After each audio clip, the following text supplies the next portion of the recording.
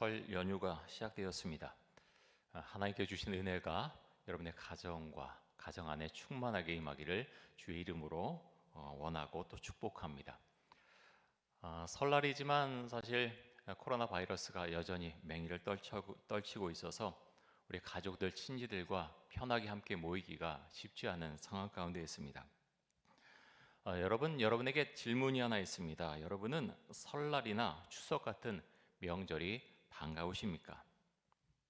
반가우신 분들도 있고 또 여러분들 중에는 별로 반갑지 않은 분들도 계실 것 같습니다. 그 이유가 무엇일까요? 그 이유는요, 가족 때문입니다. 나의 가족이 어떤 사람들이냐에 따라서 명절을 대하는 우리의 마음은 달라집니다. 여러분에게 가족은 어떤 의미를 갖습니까? 가족이라는 말을 들으면 마음속에 떠오르는 어떤 이미지가 있죠. 어떤 느낌이 있습니다. 어떤 분은 가족이라는 그 말을 들으면 따뜻함과 넉넉함, 사랑을 느낄 것이고, 하지만 어떤 분들은 가족이라는 말을 들으면 마음이 힘들어지는 분들도 계십니다. 그 이유가 무엇인가 하면 우리가 자라온 가정 환경이 우리가 서로 다르기 때문이고요. 또 우리 부모님과 형제, 자매가 다르기 때문입니다. 사실 이 세상에서 가족만큼 가까운 사람들이 어디 있겠습니까? 나와 피를 나눈 사람들이고 나의 장점과 단점을 자세히 알고 있는 사람들이 가족입니다. 그런데 우리가 우리 기억 가운데 좋은 것만 함께 공유하면 참 좋겠는데 현실은 사실 그렇지는 못합니다. 러셀 무어가 쓴 하나님과 동행하는 폭풍 속의 가정이라고 하는 책이 있습니다. 책 표지를 한번 보겠는데요. 이전에 한번 봤던 기억이 납니다. 여기 보면 어떤 모습이 보이고 있습니까? 폭풍이 치는 이제 바다 같은데요. 뭐 호수일 수도 있고 바다 같은데 이곳에 집이 한 채 떠 있습니다. 그런데 러셀 무어는 이렇게 설명합니다. 우리 가정의 모습이 바로 이와 같습니다. 특별히 이 가정이 문제가 있어서 이렇게 표현한 것이 아닙니다. 겉으로는 다 평온해 보이고 다 괜찮은 것 같지만 사실 우리의 가정은 다 이렇게 폭풍 속에 있는 것 같습니다. 이렇게 러셀 무어는 설명합니다. 그 앞에 있는 것을 우리가 기억해야 되겠습니다. 하나님과 동행하는 폭풍 속의 가정, 이것이 책의 제목입니다. 여러분, 가족은 참 따뜻한 작은 공동체이죠. 하지만 반면에 나에게 가장 많은 상처를 주기도 하고 나를 아프게 하는 공동체이기도 합니다. 그런 면에서 가족은 폭풍 속에 떠다니는 집 같습니다. 폭풍 속을 떠다니는 집, 이 집의 안정을 되찾기 위해서는 우리는 도움이 필요하죠. 저는 이 책을 보면서 한 가지 장면이 떠올랐는데요. 복음서에 있는 어떤 장면입니다. 그것이 어떤 장면인가 하면 광풍이 부는 갈릴리 호숫가에 떠 있는 배의 모습입니다. 그 배 속에는 예수님이 계신데요. 예수님은 깊이 잠들어 있습니다. 제자들은 광풍을 바라보면서 어쩔 줄 몰라 하면서 두려움과 불안감에 휩싸여 있습니다. 겁에 질린 제자들이 예수님을 깨우게 되죠. 그리고 자신들을 살려달라고 말씀을 드립니다. 예수님께서는 광풍을 잔잔하게 하신 이후에 제자들에게 이렇게 말씀하십니다. 마가복음 4장 40절입니다. 우리 같이 한번 읽습니다. 이에 제자들에게 이르시되 어찌하여 이렇게 무서워하느냐? 너희가 어찌 믿음이 없느냐 하시니. 여러분, 우리 가정의 모습이요, 우리 가정의 모습이 이럴 수 있다고 하는 것이죠. 러셀 무어가 쓴 하나님과 동행하는 폭풍 속의 가정이라는 책의 표지처럼 폭풍 속에 떠다니는 집 같은 모습이 우리 가정의 모습일 수 있습니다. 예수님과 함께 있고 예수를 믿는다고 고백하고 십자가의 은혜 가운데 살아간다고 고백하고 있지만 광풍의 얼굴이 새파랗게 질려있는 제자들의 모습, 그 제자들의 모습이 우리 가정의 모습일 수도 있다고 하는 것이죠. 여러분, 그런 순간이 왔을 때 예수님께서 제자들에게 하신 말씀 우리가 기억할 수 있길 원합니다. 어찌하여 이렇게 무서워하느냐? 너희가 어찌 믿음이 없느냐? 오늘 우리가 시편 127편 말씀을 봤는데요. 1절 말씀 한번 보겠습니다. 1절에서 이렇게 말씀하고 있습니다. 여호와께서 집을 세우지 아니하시면 세우는 자의 수고가 헛되며 여호와께서 성을 지키지 아니하시면 파수꾼의 깨어 있음이 헛되도다. 여러분, 대부분의 사람들은요, 가정을 지키려고 정말 많은 것들을 쏟아붓습니다. 정말 성실하게 열심히 일을 하지요. 그리고 최선을 다해서 자신의 가정을 지켜나가고 만들어 가려고 노력합니다. 그런데 여러분, 가정을 세운다는 것이 무엇일까요? 어떤 의미를 갖는 것일까요? 어떻게 하면 가정을 잘 세울 수 있을까요?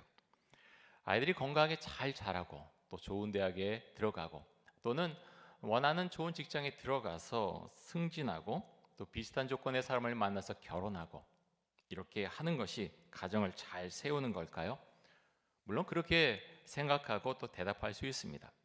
예수를 믿지 않는 사람이라면 이렇게 하면 정말 성공한 인생을 살았다라고 자부하면서 기뻐하겠죠.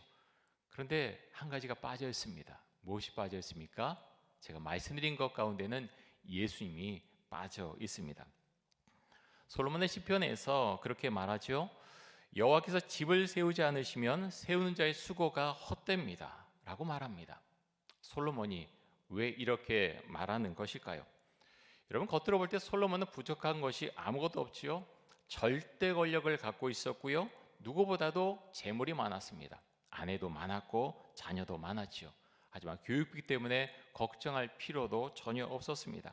세상의 모든 것을 다 갖고 있는 솔로몬 같았는데 솔로몬이 그렇게 고백합니다. 여호와께서 집을 세우지 않으시면 세우는 자의 수고가 헛되다라고 솔로몬은 말하고 있습니다. 왜 이렇게 말하는 것일까요? 솔로몬이 이렇게 말하는 이유는 이미 이런 일을 경험했기 때문에, 이것을 다 경험했기 때문에 지금 고백하고 있는 것이죠. 내가 가진 재물, 내가 가진 권력, 나의 힘으로 모든 것을 다 할 수 있을 것 같았지만, 가정을 온전하게 세울 수 있을 것 같았지만 그렇지 못했다고 하는 것이죠. 한계가 있음을 통감할 수밖에 없었기 때문에 솔로몬은 이렇게 말하고 있습니다. 유퀴즈라고 하는 TV 프로그램이 있는데요. 얼마 전에 두봉 주교라고 하는 분이 출연을 했습니다. 두봉 주교님은 프랑스 태생이고요. 1954년에 천주교 신부로 우리나라에 들어오셨습니다. 1929년생이신데요. 그러니까 우리나라 나이로 하면 94세가 되셨습니다. 우리나라에 26살에 들어오셔서 지금 94세니까 우리나라에 대략 한 69년 정도를 사셨습니다. 거의 우리나라 사람이라고 해도 과언이 아니겠죠. 그런데 두봉 주교님이 이런 이야기를 했습니다. 사람들은 서양에서 왔다고 하면 참 유복한 환경에서 자라왔다라고 그렇게 무조건 생각을 하는 것 같습니다. 그런데 그렇지 않습니다. 제가 10살 때, 그러니까 1939년에 저는 2차 세계대전을 경험을 했습니다. 중고등학교 때 얼마나 배가 고팠는지 모릅니다. 여러분, 사람이 이제 팔을 이제 펴게 되면은 키하고 이 팔평하고 거의 비슷하다고 하죠. 근데 주교님이 그런 이야기를 하세요. 내가 팔을 편 그 길이는 180cm인데 내 키는 160cm입니다. 왜 그러냐면 중고등학교 때 먹지 못해서 자라지 못했습니다 라고 말씀을 하십니다. 여러분, 우리나라도 얼마나 어려웠습니까? 정말 어려웠죠. 1954년에 두봉 주교님이 들어오셨는데 그때 상황에 대해서 말씀해 달라고 하니까 이렇게 말씀하십니다. 정말 비참했습니다. 정말 비참했습니다. 그렇게 표현을 하셨습니다. 정말 그랬지요. 아픔이 있고 가난이 있었습니다. 비참한 나라였죠. 두봉 주교님의 인터뷰를 보면서 마음에 감동을 받은 내용이 있는데요. 주교님이 우리나라에 들어오신 다음에 두봉 주교님의 아버님이 매주 편지를 보냈다고 합니다. 1986년부터 주교님의 아버님이 돌아가시기 몇 달 전까지 편지를 쓰셨는데요. 얼마 동안 보내셨냐 하면 자그마치 32년 동안 매주 편지를 보내셨다고 합니다. 저는 두봉 주교님의 이야기를 들으면서 두봉 주교님의 가정은 참 따뜻한 가정이다라는 생각했습니다. 저는 그 가정의 내용에 대해서 형제도 그렇고요, 자세히 알지 못하지만 그 한 가지, 그 아버님의 32년 동안 아들을 위해서 매주 편지를 쓸 수 있는 그런 가정, 그 가정은 다른 이야기를 듣지 않아도 그 가정이 참 따뜻한 가정이다 하는 것을 알 수 있었습니다. 그런데 우리가 한 가지 더 생각해 봐야 될 것은 제2차 세계대전 무렵에 두봉 주교님의 가정은 너무나도 가난했다는 것입니다. 그 아이들에게 먹을 것을 주지 못했을 때 그 부모의 마음이 얼마나 아팠겠습니까? 그런데 이렇게 먹지 못하고 자라났는데요. 두봉 주교님의 마음 가운데는 감사와 사랑이 가득 차 있습니다. 그래서 그 마음을 가지고 먼 나라인 프랑스에서 정말 먼 나라인 우리나라까지 들어와서 그 사랑을 나누어 주고 있습니다. 여러분 얼마나 멋있는 인생입니까? 두봉 주교님의 모습 보면서 사람의 품격은 돈으로 결정되거나 만들어지는 것이 아니라는 것을 알게 됩니다. 사랑하는 성도 여러분, 여러분의 가정은 어떤 가정입니까? 또 여러분의 가족은 어떤 분들이십니까? 시편 127편 2절 한번 보겠습니다.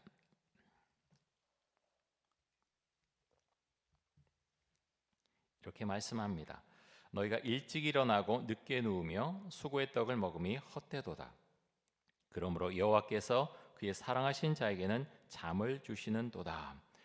여러분 왜 솔로몬이 이렇게 표현했겠습니까? 너희가 일찍 일어나고 늦게 누우며 수고의 떡을 먹음이 헛되도다. 왜 일찍 일어나고 늦게 잠자리에 듭니까? 일하기 때문이죠. 부모님들은 정말 열심히 일합니다.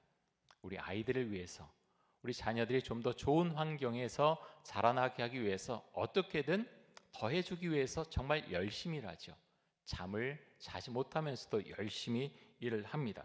그런데 그런 모든 노력이 주의 은혜가 아니면 헛되다라고 솔로몬은 고백하고 있습니다. 여러분들 이 자리에도 이제 연세가 드신 어르신들이 계신데요. 어르신들 연배는 정말 고생을 정말 많이 하신 그런 세대이십니다. 근데 생각해 보면 우리 어르신들만 고생한 것은 아니죠. 우리 어르신들의 부모님들 사실은 더 많이 고생하셨습니다. 배고팠고 먹고 사는 것이 참 쉽지 않았던 그런 시절을 사셨던 분들이시죠. 지난 주간에 큐틴 묵상 간증 중에 이런 내용이 있었습니다.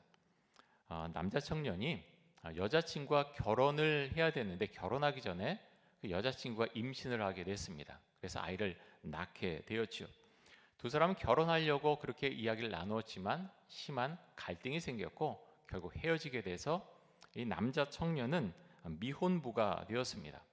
딸아이가 좀 자랐고요. 딸아이가 유치원에 가게 됐을 때 아이 엄마가 연락을 해서 만나게 됐습니다. 함께 식사를 한 다음에 그 아이의 엄마가 가면서 어느 목사님의 설교를 꼭 들어보라고 그렇게 권했습니다. 이분은 그래서 돌아서 그 목사님의 설교를 듣다가 마음속에 정말 회개를 하게 되었고 그리고 스스로 그 교회를 찾아서 그 교회를 가게 되었습니다. 원래는 등록 안 하고 그냥 예배만 드리고 가려고 했는데 우여곡절 끝에 그 교회에 등록도 하게 되었고 소그룹 모임에 참여를 하게 되었습니다. 근데 소그룹 모임에 가서 자신의 이야기를 들려주는데 어느 여자 집사님이 그 이야기를 들으면서 우셨습니다. 그리고 이런 말씀하셨습니다. 아이를 낳았다고 다 아빠가 아니니까 이제부터는 정말 아빠로 살아가셔야 돼요 라고 이야기를 했습니다. 이분은 잘 이해할 수가 없었죠. 왜 우는 거지? 라고 하면서 이해할 수가 없었습니다. 그런데 양육을 받게 되었는데 양육하시는 리더분도 이분의 이야기를 들으면서 울면서 이렇게 이야기를 하셨다고 합니다. 앞으로도 지금처럼 살 거예요. 앞으로도 지금처럼 살 거예요 라고 하면서 우셨다고 합니다. 이분은 이런 분들의 이야기를 듣고 또 우는 모습 보면서 내가 잘 살아온 게 아니구나. 내가 아이를 친척 집에 맡겨두고 생활비만 주면 내가 아빠 노릇을 그래도 괜찮게 하고 있다고 생각했는데 내 착각이었구나 하는 것을 알게 되었고 깊이 회개하게 되었다고 합니다. 여러분 우리가 교회에서 만나는 분들은요 다 괜찮아 보입니다. 다 멀쩡해 보이죠.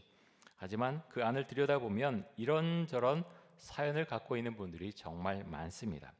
교회 공동체는 사회 가운데서 말하지 못하는 일들을 서로 말하고 그것을 듣고서 서로 위해서 기도해주고 울어주는 곳, 그것이 바로 교회입니다. 그렇게 서로 이야기를 듣고 함께 기도하고 울어주는 곳, 그것이 바로 목장 교회의 모습이지요. 오늘 우리가 성경 말씀 읽기 전에 찬송가를 456장을 불렀는데요. 러셀 모어는 하나님과 동행하는 폭풍 속의 가정이라는 책 가운데서 찬송가 456장에 대한 이야기를 합니다. 이유를 잘 모르겠는데 가정에 대해서 생각할 때 이 찬양이 계속해서 떠올랐고 그 가사, 그 리듬이 머릿속에서 떠나지 않았다. 러셀 모어는 그런 이야기를 합니다. 근데 456장 우리가 불렀지만 가정에 대한 내용이 사실은 아닙니다. 그런데 여러분, 그럼에도 불구하고 이 찬양은 가정을 위한 찬양입니다. 가사의 내용이 이렇습니다. 1절과 2절에 보면 거친 세상에서 실패하거든 그 손 못자국 만져라. 고된 일 하다가 힘을 얻으리 그 손 못자국 만져라. 내가 어둠 속을 걸어갈 때 그 손 못자국 만져라. 주가 참 평안을 내게 주시리 그 손 못자국 만져라.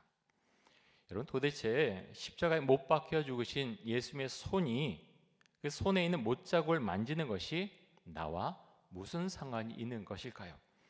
도대체 십자가에 못 박혀 죽으신 예수님의 손 못자국을 만지는 것이 우리 가정과 무슨 상관이 있는 것일까요? 근데 놀랍게도 십자가에 못 박히신 그 예수님의 손 못자국, 그 못자국은 우리 영혼을 치유해 줍니다. 그 못자국은 우리 상처난 마음을 치유해 줍니다. 그 못자국은 가족 간에 생긴 상처들을 치유해 줍니다.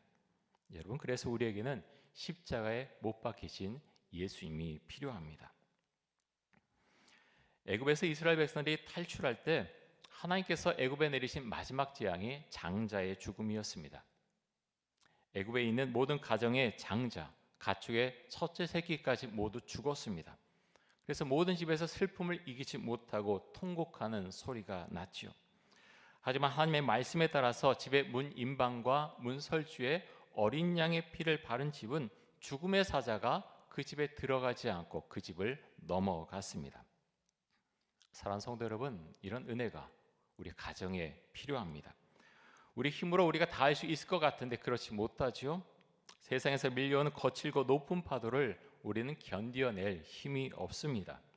그래서 우리에게는 집의 문 임방과 문 설주에 어린 양의 피를 바르라고 하신 하나님의 은혜와 하나님의 보호하심이 필요합니다. 예수를 믿지 않는 사람들, 가정에 대해서 가장 큰 목표가 무엇이냐고 물으면 행복한 가정을 만드는 것이라고 대부분의 사람들이 말합니다. 하지만 예수를 믿는 사람들은 가정에 대해서 다른 시각을 가져야 합니다. 예수를 믿는 가정의 가장 큰 목표는 행복이 아니라 거룩입니다. 거룩한 가정을 이루는 것이 예수를 믿는 가정의 가장 큰 목표입니다. 행복, 예수를 믿는 우리에게도 당연히 행복은 중요합니다.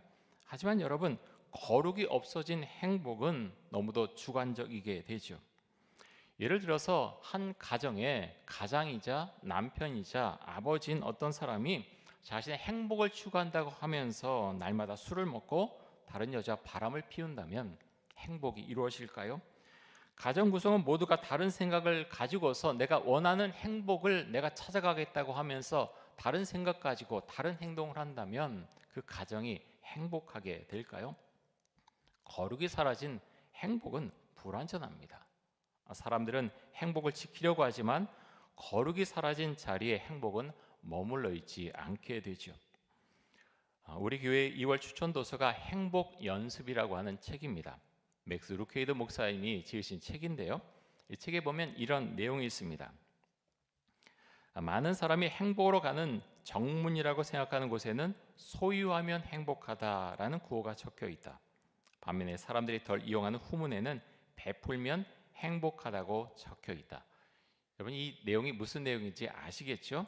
우리가 TV나 잡지에 보면요, 대부분 이렇게 말합니다. 당신이 행복하려면 이것을 소유하라, 이것을 가져라라고 권하고 있습니다.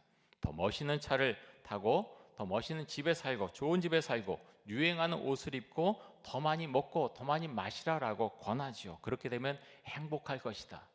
하지만 행복은 그렇게 얻을 수 있는 것이 아니죠. 어느 연구에서 심리학자들은 미국 일리노이 주의 복권 당첨자들이 사고로 장애를 입은 사람들보다 더 행복하지 않다는 것을 발견하게 되었습니다. 복권 당첨자들 누린 행복 그렇게 오래가지 않았습니다. 돈이 많이 생겼을 때 그 짧은 기간 동안 이들은 정말 행복했지만 그 이유는 그렇지 못했다고 하는 것이죠. 사고로 장애를 입은 사람들은 복권에 당첨된 사람들보다 더 행복하다고 했는데요. 그 이유는 이들이 누린 일상의 소소한 즐거움 때문이었습니다. 친구와 함께 수다를 떨고 또 가족과 함께 식사를 하고 농담을 하면서 웃음을 터뜨리고 또 칭찬을 듣는 일상의 삶이 사람들을 행복하게 만들어 주었습니다. 맥스루케이더 목사님은 행복 연습에서 이렇게 말합니다. 기쁘게 살고 싶으십니까? 그렇다면 다른 사람을 위해서 좋은 일을 하십시오. 다른 사람을 격려하고 다른 사람을 위로하고 다른 사람을 칭찬하십시오. 그렇게 살 때 삶의 기쁨을 알게 될 것이고 행복할 것입니다. 사랑하는 성도 여러분, 거룩하고 행복한 가정을 만들어 가실 수 있기를 바랍니다. 하지만 솔로몬의 고백을 기억하시기 바랍니다. 내가 세우려고 해도 세울 수 없다고 하는 그 솔로몬의 고백을 여러분 기억하십시오. 우리 가정에는요, 예수 그리스도의 십자가가 반드시 필요합니다. 예수님의 손에 박힌 그 손의 못자국의 자국, 그 자국이 우리에게 필요합니다. 우리의 가정은 어찌 보면 상처투성이지만 우리 가정은 상처 입은 손과 발을 함께 치료해주는 사랑의 공동체이기도 합니다. 사랑하는 성도 여러분, 이번 설 연휴 잘 보내시고요. 하나님과 동행하는 아름답고 행복한 가정을 만들어 가실 수 있기를 간절히 원하고 축복합니다. 우리 함께 기도하겠습니다. 이 시간 기도할 때 우리의 가정이 거룩하고 행복한 가정이 되게 하여 주옵소서. 그리스도의 십자가를 붙들고 살아가게 하여 주옵소서. 다른 사람을 돕는 인생을 살게 하여 주옵소서. 함께 기도하겠습니다.